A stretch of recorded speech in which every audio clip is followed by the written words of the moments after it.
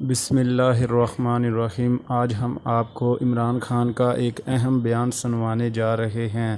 اس بیان کو آپ غور سے سنیے گا۔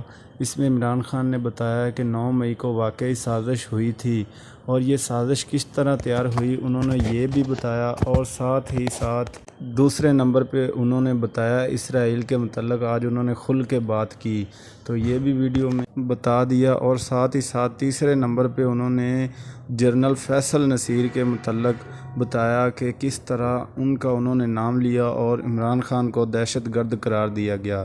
تو یہ بیان ہم سنوانے سے پہلے آپ دوستوں سے گزارش ہے کہ ہمارے چینل پر نئے ہیں تو ہمارے چینل کو سبسکرائب کر لیں اور ساتھ میں لگے بیل آئیکن کو ضرور پریس کریں، اور اگر آپ کو یہ ویڈیو اچھی لگے تو اس کا اظہار کمنٹ سیکشن میں ضرور کیجیے گا۔ تو چلیں آپ کو عمران خان کا اب بیان سنواتے ہیں کہ 9 مئی کو بہت بڑی سازش ہوئی، اور آپ مجھے پوچھ رہے ہیں کہ آپ سازش کا حصہ تھے۔ میں نے ان کو کہا سازش ہوئی، اس میں کوئی شک نہیں، وہ سازش تھی، لیکن سازش سے فائدہ کس کو ہوا اور نقصان کس کو ہوا؟ اگر سازش سے ہمیں فائدہ ہوتا تو تبھی آپ کہتے نا کہ ہم نے سازش کی ہے۔ اگر سازش کی وجہ سے 10,000 لوگ ہمارے جیلوں میں ہیں، سینئر لیڈرشپ جیلوں میں ہیں، اب میرے 200 پہ کیس پہنچنے لگے ہیں، ہمارے گھر توڑے جا رہے ہیں، بزنسز بند کی جا رہی ہیں، وہ جیلوں میں سے صرف وہ چھوٹتے ہیں جو کہیں جی کہ میں آج تحریک انصاف چھوڑ رہا ہوں، اب وہ نکل سکتا ہے، اور پھر سب کچھ معاف ہو جاتا ہے، سارے اس کے کیس ڈراپ ہو جاتے ہیں۔ تو سوال میرا یہ ہے کہ فائدہ کس کو ہوا؟ فائدہ ہوا یہ جو سارے منی لانڈررز یہ 30 سال سے جو ملک کو لوٹ رہے ہیں، جن کے پیسے باہر پڑے ہیں، جو کہ اربوں خربوں پتی بن گئے ہیں جبکہ ملک مقروض ہو گیا ہے، یہ سارے جو آج اوپر بیٹھے ہوئے ہیں ان کو فائدہ ہوا ہے۔ اور ان کو فائدہ کس نے کروایا؟ ملک کی اسٹیبلشمنٹ نے، اور انہوں نے کامیابی سے اسٹیبلشمنٹ کو استعمال کیا، اور انہوں نے اس اسٹیبلشمنٹ کو ان کے ساتھ مل کے سازش کی۔ یہ سازش کبھی نہ ہوتی جب یہ دونوں مل کے نہ کرتے، اور بہت بڑی سازش ہمارے سے نہیں ہوئی، پاکستان سے ہوئی ہے۔ اب میں آپ کو بتاؤں سازش ہوئی کیسے۔ سپریم کورٹ کا فیصلہ آ گیا ہے کہ عمران خان کو غیر قانونی اور غیر آئینی طور پہ اٹھایا گیا، اغوا کیا گیا ہائی کورٹ کے اندر سے۔ یہ میں نے سازش کر کے اٹھایا تھا اپنے آپ کو۔ میں نے تو نکلنے سے پہلے صبح کو جب مجھے اندازہ ہوا کہ یہ مجھے پکڑیں گے، حالانکہ میرے اوپر کوئی کیس نہیں تھا، میں سب پہ بیل میں تھا، جب مجھے پتہ چلا تو میں نے پہلے کہا کہ وارنٹ دکھاؤ اور مجھے پکڑ لو۔ تو کیا ضرورت پڑی تھی کہ ڈنڈے مار کے، چیزیں توڑ کے، شیشے توڑ کے، وہ بیچارہ رجسٹری آفس کے سٹاف کو مارا، وکیلوں کو مارا، میرے گارڈز کو بیچارے ان کو مارا؟ کیا ضرورت پڑی تھی؟ کیا کہ میں دہشت گرد تھا؟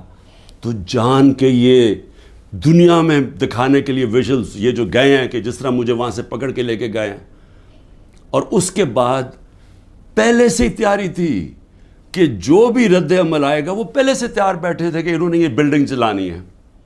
اور میں انشاءاللہ جس دن انڈیپینڈنٹ انویسٹیگیشن ہوئی میں ثابت کروں گا۔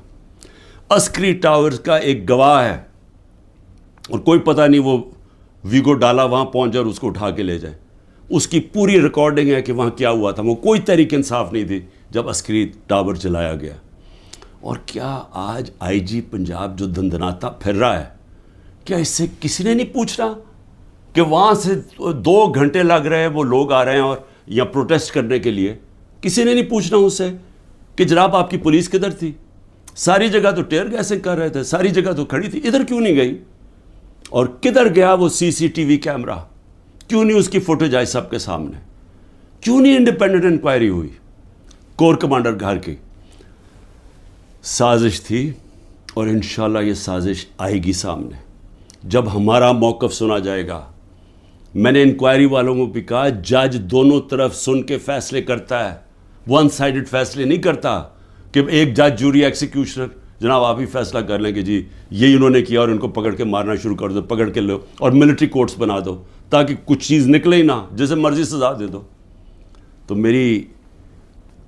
میری اپنی قوم سے جو میں آج کہنا چاہتا تھا وہ یہ کہ اس کو جس طرح استعمال کیا گیا، یہ نہیں کہ انہوں نے تحریک انصاف کو پلان کر کے ختم کرنے کی کوشش کی ہے، یہ ہماری ڈیموکریسی ختم کر رہے ہیں۔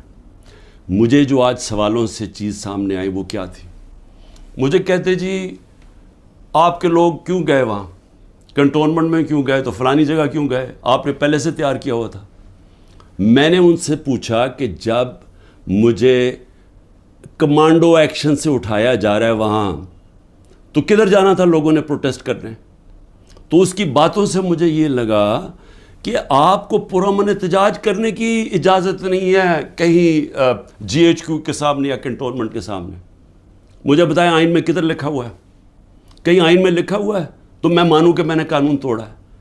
آئین میں لکھا ہوا ہے کہ آپ کا حق ہے، ہر پاکستانی کا حق ہے کہ جب ناانصافی ہو، سمجھ لیں، ناانصافی کے خلاف آپ پروٹیسٹ کر سکتے ہیں پرامن طور پہ، یہ آپ کا آئین کا حصہ ہے۔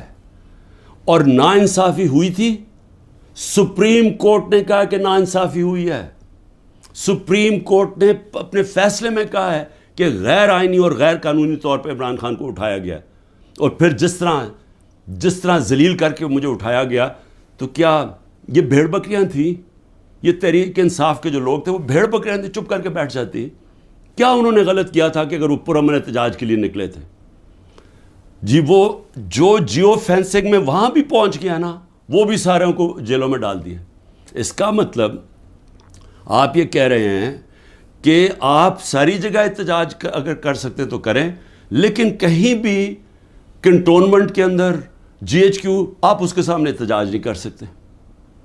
آپ ذرا غور سے سمجھیں کہ اس کا مطلب کہ آپ نے کہا ہے کہ اگر وہ قانون توڑیں بھی تو وہ قانون سے اوپر ہیں، یہ مطلب ہو گیا نا اس کا۔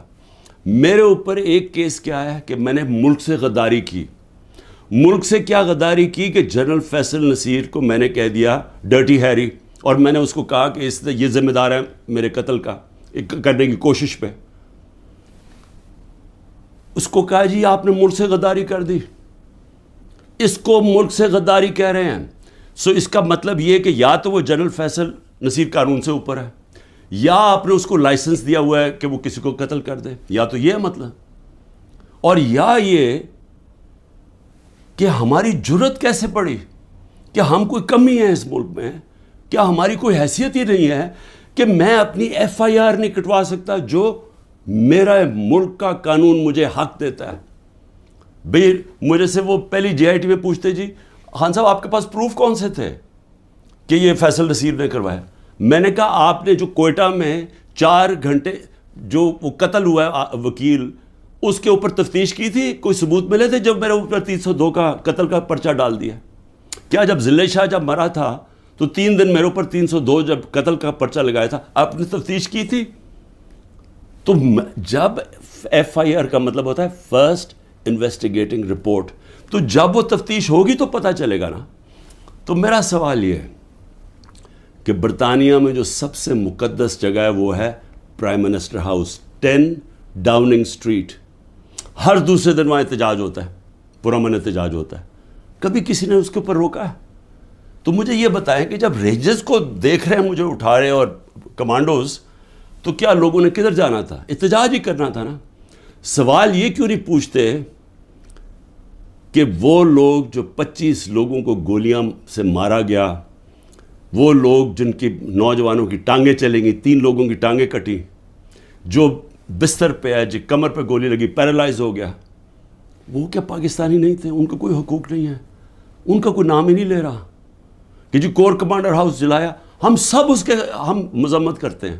میں نے اپنی ججمنٹ میں لکھا ہوا ہے چیف جسٹس نے کہ عمران خان کو جب میں عدالت میں پہلی دفعہ مجھے پتہ چلا کہ ہوا کیا ہے، میں نے اسی وقت مذمت کی، اور میں نے کہا 27 سال میں نے ہمیشہ اپنی پارٹی کو کہا ہے کہ آپ نے قانون کے بیچ میں رہنا ہے۔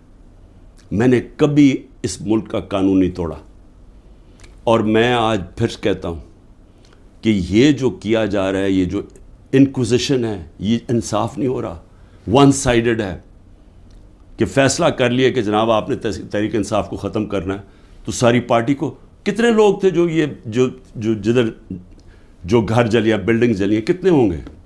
100 150 200 300 400 1000 ہوگا.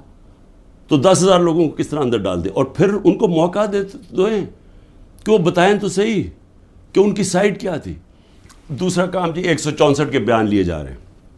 جو جیلوں کے اندر لوگ ہیں جو خاص طور پہ جن کو انہوں نے سمجھا جی جیو فینسنگ میں آ گئے, ان سے بیان کیا لیا جا رہا ہے, میرے سینئر لیڈرشپ جو جیلوں میں ہے, کہ جی 164 کا بیان دیں کہ عمران خان نے ہمیں حکم دیا تھا کہ وہاں جا کے گھر جلاؤ. یہ عمران خان کا حکم ہے, یہ ان سے بیان لے رہے ہیں. پہلے تو قانون کے اندر یہ سمجھ جائیں کہ جو وعدہ معاف گواہ ہوتا ہے اس کو گرگٹ کہتے ہیں قانون میں.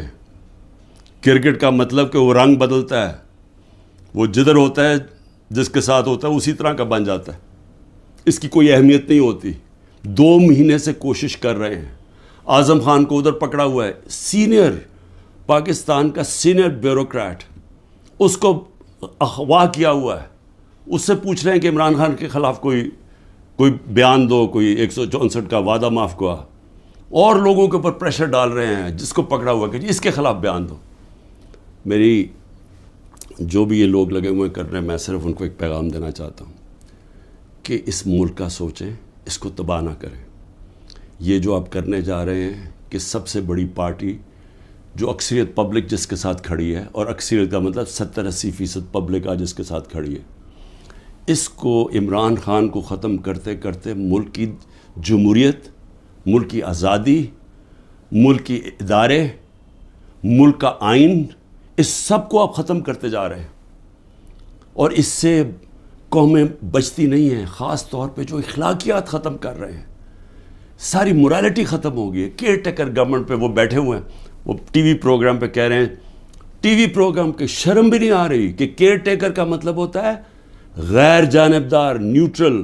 وہ کہہ رہے ہیں جی ہم نے بانٹا تھا کہ اس کو اتنے نمائندے ANP کے آئیں گے, اتنے JUI کے آئیں گے, اور اتنے فلانے کے آئیں گے. تو یہ تو یعنی اگر ہماری, مجھے افسوس ہے عدالتوں میں بڑا پریشر ہے, لیکن اسی کے اوپر سو موٹر ایکشن لیں کہ کیسے کیئر ٹیکر گورنمنٹ ہو سکتی ہے جو کہ تینوں پارٹیز کی بن گئی ہے. ہم اپنی گورنمنٹ گرا رہے ہیں, آئین کے مطابق کیئر ٹیکر آنا ہے, یہ آ کے بیٹھ گئے ہیں. اور ہر قسم کی کرپشن ہو رہی ہے. آج کوئی فکر نہیں پڑی نیب کو کہ کرپشن کدھر ہو رہی ہے, کوئی FIO کو فکر نہیں ہے. ملک کھلے عام کرپشن ہو رہی ہے آج, اور صرف لگے ہوئے ہیں کہ جی کسی طرح اس پارٹی کو ختم کریں.